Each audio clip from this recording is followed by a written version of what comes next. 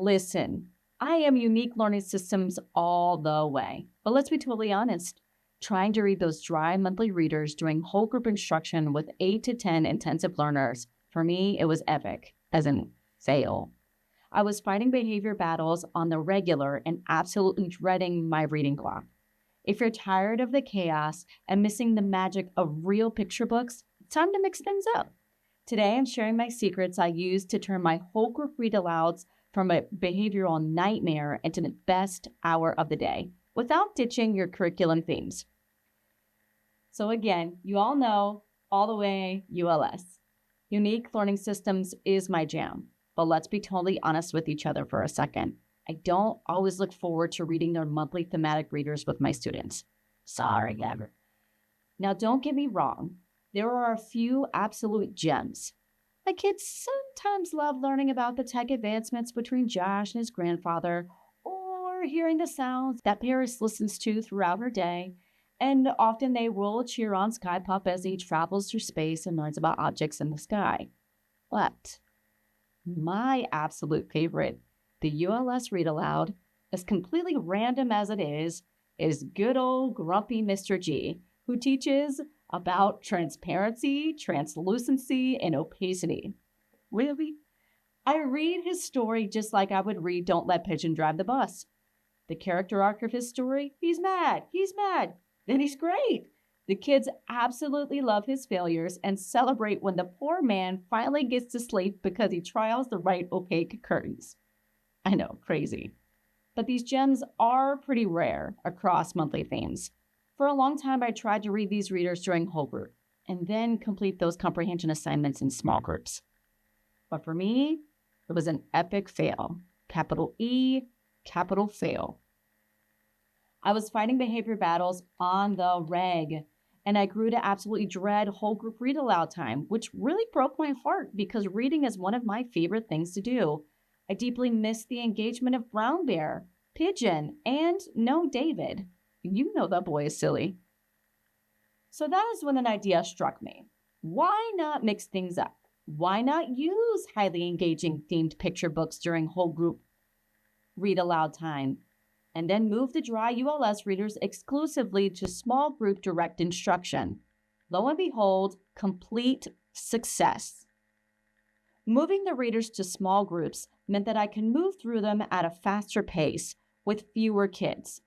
It also freed up my whole group time to bring back the funny storylines, the serious characters, and the gorgeous illustrations that make kids actually fall in love with reading, or at least me.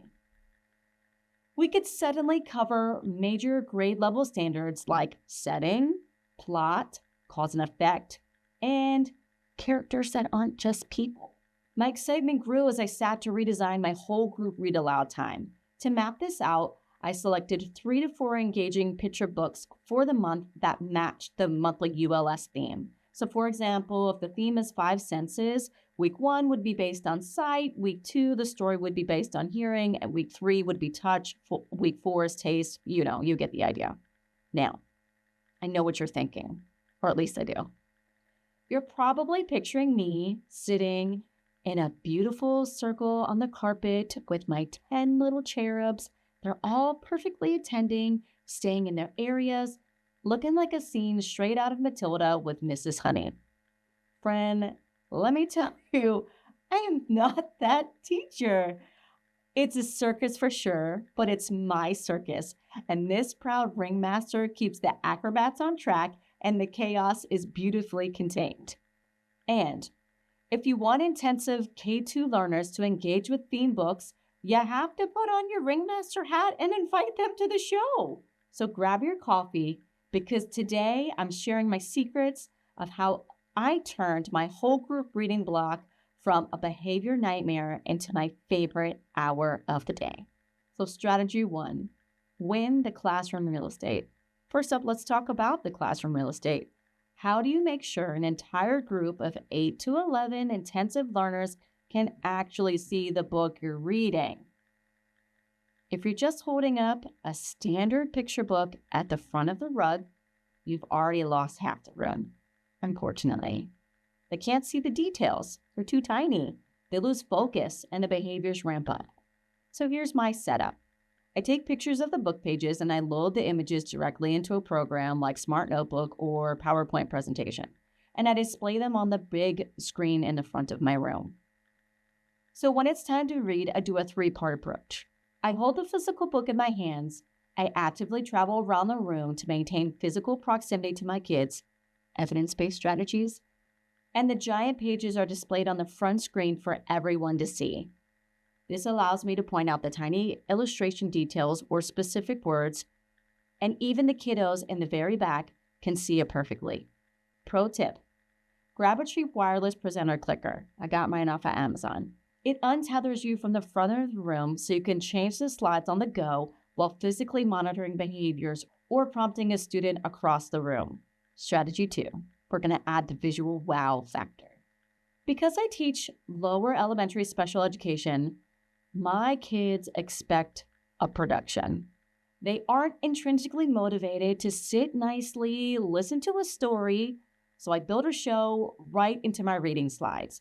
My absolute ride or die strategy for this is dropping animated GIFs, right into my presentation. And yes, my family always picks on me for how I pronounce it, GIF like the peanut butter, so let's just call them moving images. The secret sauce is that I don't put these moving images on the textbook pages. I insert them on separate sides between the story pages. There are a few reasons of why this works so well. First, 0 distractions. Putting them on separate slides ensures that the kids are looking at the story illustrations while I read, rather than getting distracted by a looping animation while I'm trying to decode text in front of them. Next, it builds in mystery. It builds in anticipation. The kids quickly learn that in order to see that funny moving image, they have to pay attention to the story page first. And last, it's kind of like a mini brain break. Content overload is a real thing for my student population. These quick, relatable moving images give their brains a literal 3-second rest before we turn the page. When you add that visual punch, suddenly the student who never pays attention is pointing to the screen and smiling and naming the things they see. That is spontaneous communication, and I want it all day long. Third strategy, the trusty-musty, get it? Communication board. You knew it was coming. I use communication boards everywhere, and Read Aloud Time is no exception. Before we open the book, every student gets a dedicated story communication board placed directly in front of them. This ensures that every child has a functional avenue to respond to the interactive questions that I ask throughout the story. Yes, I want your participation as I read it aloud. If a student doesn't know how to respond, I don't just move on. I will quickly model how to point to the icons on the board, say the response out loud, and attempt to have them repeat it after me. I really don't like to dwell too long here. So, will they do this independently on day 1? Miracles can happen, but most likely not. This is a long game, my friend. It might take a month, 2 months, or even 3 months of daily modeling, but eventually they will start independently touching those icons to answer your questions. That is my testimony, and you can't tell me any different. So, your challenge this week, should you choose to accept it, is to try just one of these methods. Don't try to change everything at once. Take baby steps. Maybe pick just 2 picture books for the month instead of 4. Test out a Smart Notebook or a PowerPoint presentation in your Read Aloud. Or maybe add a few GIFs, those things, to your whole group instruction presentations. With a self-contained student population, change does not happen overnight. It happens over months. Give your new systems time to work. And please remember, you are absolutely not on your own with this. This job is way too heavy to carry on your own, and I'm right here to support you, to troubleshoot with you, and to cheer you on. You've got this. If you want to simplify your setup, check out the link in the show notes for my Read Aloud communication board template to jumpstart your engagement. I'm right here in your corner, encouraging you all along the way. So go forth, put on a show, excite your reading block, and sensibly modify the chaos. I'll catch you on the next episode.